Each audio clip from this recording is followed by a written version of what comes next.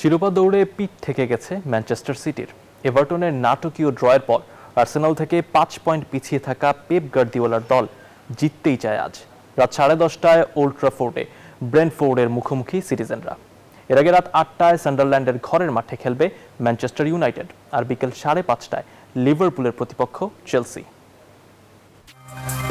শিরোপার দৌড়ে হোঁচট খেয়ে এখন দেয়ালে পিঠ থেকে গেছে ম্যানচেস্টার সিটির। এভারটনের ঘরের মাঠে ড্রয়ের পর আরও চাপ বাড়ে সিটিজেনদের ঘাড়ে। আর্সেনাল থেকে 5 পয়েন্ট পেছনে থেকে টেবিলের দ্বিতীয় স্থানে রয়েছে পেপ গার্দিওলার দল। সিটিজেনরা চাইবে সব ম্যাচ জয় দিয়ে আর্সেনালের উপর চাপ বাড়াতে, তাই ব্রেন্টফোর্ডের বিপক্ষে জয়ের বিকল্প নেই সিটির সামনে। আমরা আমাদের ম্যাচগুলো জিতে আর্সেনালকে চাপে রাখতে চাই। এখন আমাদের এটাই করতে হবে, আমরা শুধু এটাই করতে পারি।